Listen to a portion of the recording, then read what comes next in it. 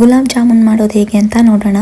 ಒಂದು ಪಾತ್ರೆಗೆ ಗುಲಾಬ್ ಜಾಮೂನ್ ಪೌಡರ್ನ ಹಾಕಿ ಚಿಟಿಕೆ ಉಪ್ಪನ್ನ ಹಾಕಿ ಸ್ವಲ್ಪ ನೀರನ್ನ ಹಾಕ್ತಾ ಕಲಿಸ್ತಾ ಹೋಗಿ ಕೊನೆಯಲ್ಲಿ ಸ್ವಲ್ಪ ಎಣ್ಣೆನ ಹಾಕಿ ಮೃದುವಾಗಿ ನಿಧಾನಕ್ಕೆ ಕೈಯಲ್ಲಿ ಕಲಿಸ್ಬಿಟ್ಟು ಒಂದು 20 ರಿಂದ 30 ನಿಮಿಷ ಅದನ್ನ ಎತ್ತಿಡಿ. ಹಿಟ್ಟು ನೆನ್ಕೊಳ್ಳೋ ಅಷ್ಟರಲ್ಲಿ ಪಾಕನ ರೆಡಿ ಮಾಡ್ಕೊಳ್ಳಿ. ಒಂದು ಪಾತ್ರೆಗೆ 3 ಕಪ್ ಅಷ್ಟು ಸಕ್ಕರೆನ ಹಾಕಿ 2 ಲೋಟ ನೀರನ್ನ ಹಾಕಿ ಒಂದು 5 ನಿಮಿಷ ಪ್ಲೇಟ್ನ ಮುಚ್ಚಿಡಿ. ಸಕ್ಕರೆ ಪಾಕ ರೆಡಿ ಆಗುತ್ತೆ. ಫ್ಲೇವರ್ಗೆ ಸ್ವಲ್ಪ ಏಲಕ್ಕಿ ಪೌಡರ್ನ ಹಾಕಿ ನೆಕ್ಸ್ಟ್ 20 to 30 ಮಿನಿಟ್ಸ್ ಆದಮೇಲೆ ಜಾಮೂನ್ ಹಿಟ್ಟನ್ನ ಕೈಗೆ ಸ್ವಲ್ಪ ಎಣ್ಣೆನ ಹಚ್ಕೊಂಡು ಸ್ವಲ್ಪ ಹಿಟ್ಟನ್ನ ತಗೊಂಡು ಕೈಯಲ್ಲೇ ಅದನ್ನು ಪ್ರೆಸ್ ಮಾಡ್ತಾ ರೌಂಡ್ ಮಾಡ್ಕೊಳ್ಳಿ.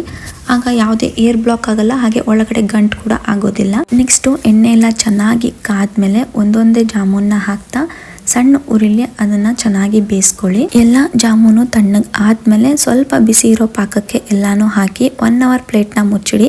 ಆಗ ಜಾಮೂನ್ಗೆ ಪಾಕ ಚೆನ್ನಾಗಿ ಹೀರ್ಕೊಳ್ಳುತ್ತೆ. ರುಚಿಯಾದ ಜಾಮೂನ್ ರೆಡಿ ಆಯಿತು.